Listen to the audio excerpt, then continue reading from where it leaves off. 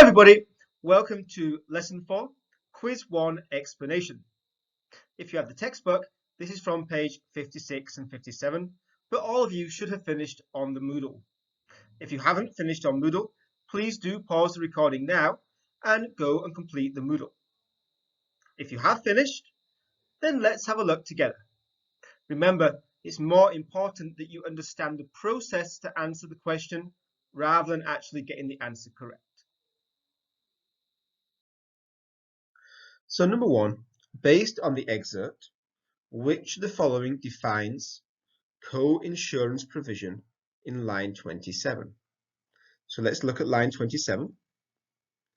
We can see here. So in order to receive the 90% co-insurance provision, employees must use the ophthalmologists, optometrists, and opticians who participate in the eye care network. So what is this co-insurance provision? Maybe we need to go back to one of the previous paragraphs to find out what it is. Let's say the plan requires payment of $50 yearly deductible per family, after which the network pays 90% of the covered charges. So co-insurance is 90%. Okay, 90% is the co-insurance. And the previous sentence says the network pays 90% of the covered charges. The network pays, not the employee's company pays, not the employee pays, and not the optometrist pays. The optometrist would be the person that checks your eyes. The employee would be you yourself, and the employee's company. No, this is about insurance plan. So it's about not paying it yourself. It's not about a second insurer, it's about the network. What network is that? Well, the network of the insurance company.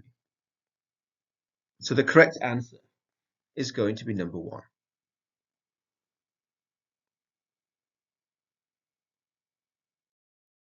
Question 2. Based on the description of the company in the first paragraph, so only the first paragraph, which of the following is most like the description of the company's policy on paternity leave? Paternity leave is where new fathers can get maybe 2 weeks holiday to spend time with their new baby. So number 1 says no paternity leave is granted other than taking accrued sick or personal days. So there's nothing extra for new fathers. Number 2, up to 6 months leave is granted if the father is to be the primary caretaker. So they can have up to 6 months if the father is the main caretaker. So if the mother is going back to work, then the father can have 6 months holiday to take care of the baby. Number 3, paternity leave may be granted for an unlimited period of time. Key here is unlimited. Number 2 says 6 months. So the man can take 6 months break from work to care for the baby. Answer 3 says they can take an unlimited period of time. That means there's no limit. They never need to go back to work, which wouldn't make a lot of sense for the company because they would lose their employee. Or number 4, paternity leave is granted for biological children only. Or number 5, paternity leave is not granted other than as a leave of absence. So number 1 and number 5 are not very generous. It's saying you don't get any extra holiday. You cannot take any extra time off. So these are not generous. Number 4, well, biological children means your own children. So for example, if you marry somebody who is already pregnant with somebody else's children, then they are not your biological children. They would be your stepchildren. So number 4 is saying if you are the biological father, if it is your sperm that created this child, then you can have some time off. But if it is your wife or your girlfriend or your partner's children, then no, you cannot have time off. So number 4 is a little bit generous, but not very generous. Number 2 and number 3 both talk about giving some time off. So we can see these answers, they range. Some are very generous, some are not very generous. So we need to think about paragraph 1 and what does it show us about the company. The company is pleased and proud to announce the addition of vision benefits, so extra benefits, to our already exceptional benefits package, an exceptional and excellent benefits package. We pride ourselves on being one of the most progressive employee-friendly companies to work for in the United States. We are employee-friendly. We help those people that work for us. Our motto is we take care of our employees and they take care of us. So they are good to their workers because then the workers will be good to them. So by reading this first paragraph, we see that the company is a nice company, a generous company. So it's definitely not going to be answer 1 or 5 that says you cannot take that time off. Number 4, only for biological children. Well, that's not very modern. That's not understanding that in the modern world, families are made up of different types of people. Sometimes biological, sometimes people get together when they haven't had their own children together. You get stepchildren. So number 4 also isn't very generous. Number 2 and number 3 are the generous answers. Number 2 says you can have 6 months holiday to take care of your child. Number 3 says you can have unlimited period. Now, the correct answer is going to be number 2. You wouldn't give unlimited period of time because that means that people may never come back. They would still be your worker, but they would never come to work. And if you do like that, your company will close very quickly. So that's not a good option.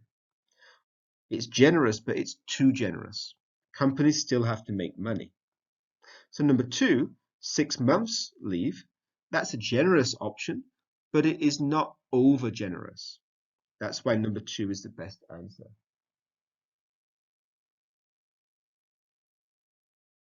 Number 3, you can infer that the use of approved eye care professionals is encouraged by the company for which of the following reasons.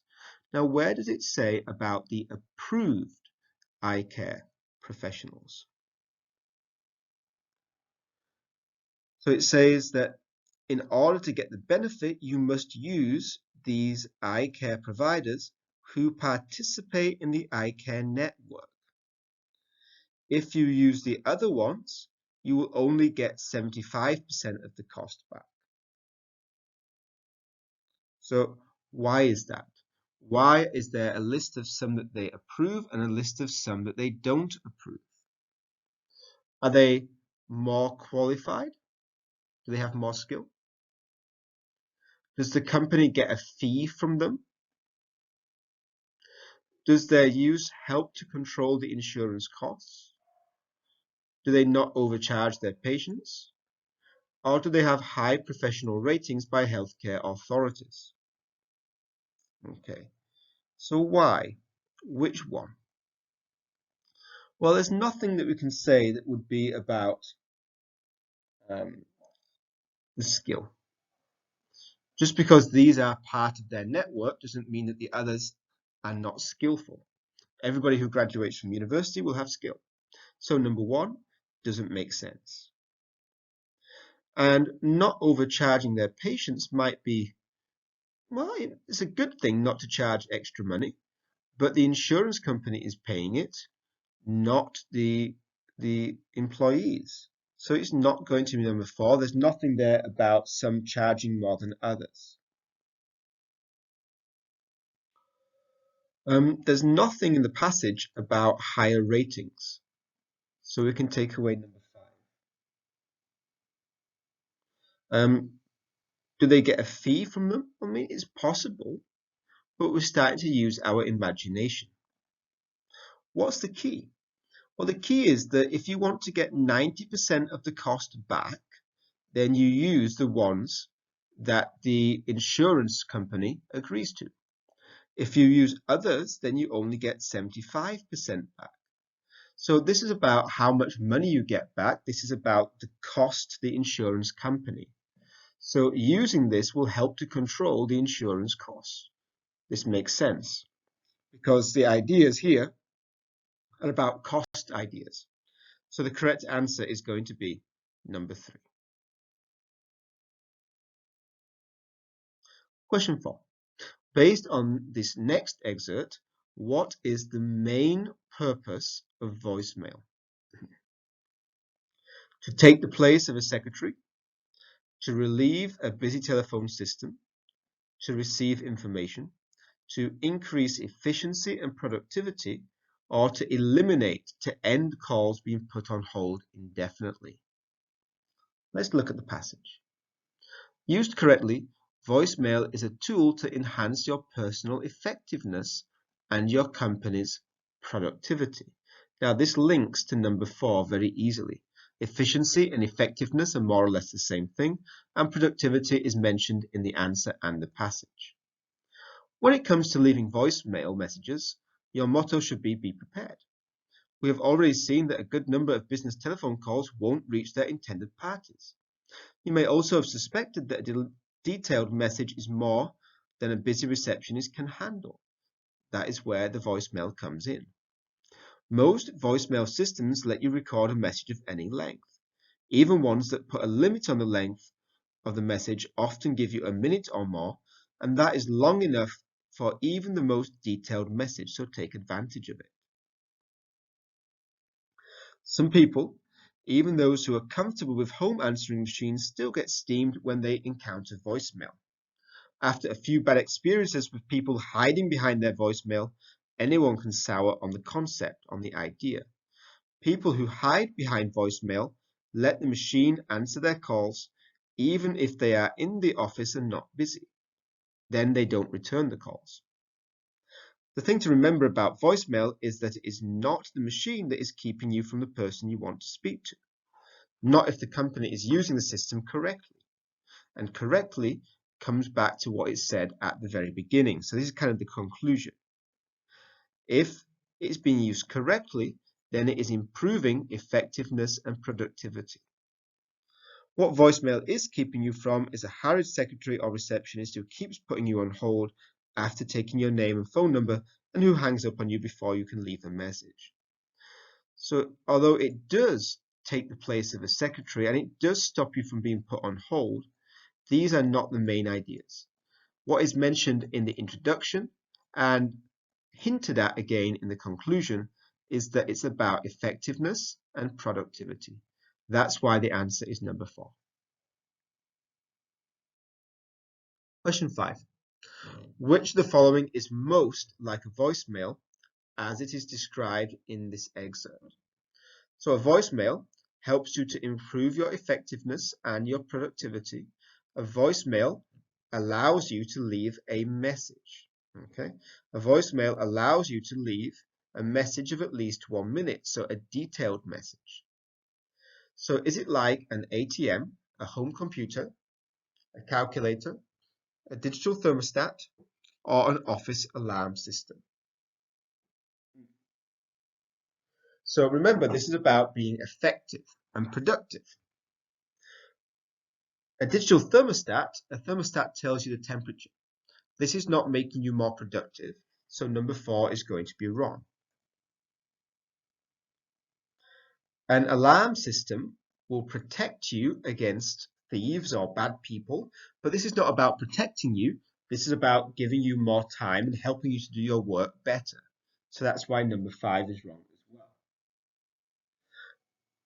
So is it like an ATM, which is where you get the money from the machine? Is it like a home computer, or is it like a calculator? Well, all of these are about technology. A cash machine lets you get your money out of the bank wherever you are. You don't need to go to the branch and wait for 1 hour. A home computer allows you to do work at home. And a calculator allows you to add up quickly. But the voicemail is keeping you from a harried secretary or receptionist. The voicemail is doing something that a human used to do. So an ATM is giving you money. In the past, you had to go to the bank, you had to see a person, you had to sign a form, and then the person would count the money and give you the money. An ATM takes that job away from the person and allows you to do it more quickly. A calculator does it for you, but you're not taking somebody's job away. And a home computer allows you to do things, but again, you're not taking people's jobs away. That's why 2 and 3 are almost correct, but they're not the best answer. Question 6. On the basis of the excerpt, which of the following would the author most likely consider to be a misuse? A misuse of the voicemail. Misuse means a wrong use. Choosing to leave a voicemail message rather than speaking to a person directly. Allowing salespeople to call in sales figures to a mailbox at the end of a day. But it does say that you can leave a detailed message. Okay, you can have a minute or more, and that is long enough for the most detailed message. So giving your sales figures at the end of the day means you don't have to talk to a person. You can just leave it. Leaving an after-hours message to a client who is in a different time zone. Well, it says, and the way it talks badly, it says, people can hide behind their machine even if they are in the office. But here it talks about after hours. After hours means when the office is closed. So leaving a message when the office is closed would seem to be a good use of a machine. It means you don't have to call somebody at their home. Number 4, leaving a long detailed message. But it says here that is long enough even for the most detailed message. It says leaving a long detailed message is something that you can do. Then number 5, using voicemail instead of leaving a message with a receptionist. Well, it says it is keeping you from the harried secretary who keeps putting you on hold, taking your phone number and hanging up. It's saying this is better. You don't want to talk to the receptionist. You want to leave a message directly for the person that you're going to speak to. And then you know that all the information will be accurate. Now, what it does say is wrong is here. People hide behind their voicemail. They allow the machine to answer even if they are not busy and they don't return the call. So using the voicemail all the time instead of speaking to somebody directly would be a misuse. The author wants people to speak to people when it's the right time, but use voicemail if they are busy doing other things. So number 1 is kind of suggesting that they're doing it all the time. That's why number 1 is the best answer. Okay, last question. Which of the following best describes the style? Humorous means funny. Direct just means straightforward. Elaborate, lots of detail. Technical, lots of technical details, lots of numbers, maybe the speed of the machine, the voltage, the electrical information. Or dry. Dry is the opposite of humorous. Well, it's not going to be technical. We don't have numbers, statistics, we don't have that kind of information. And there's not lots of adjectives or descriptions, so number 3 is also wrong. There's no jokes, so it's not going to be humorous. So is it going to be dry, or is it going to be direct? So dry is the opposite of humorous, direct just means straightforward. This says use it correctly. This says you can leave a detailed message. Do not hide behind it. This is the benefit of it. Basically, this is very direct. It's not trying to put in extra description. It's not making it long. It's no personal stories. There's nothing there that does not need to be there. All the information is straightforward, easy to understand, and that's why the best answer is number 2. Okay, that's the end of today's lesson. We'll continue in this chapter very soon. Hopefully you're getting the answers correct. And one thing that you can do is go back through the lesson and try to learn any of the vocabulary that you didn't recognize. The more vocabulary that you recognize in the exam, the better your scores are going to be. Osula Saiko de.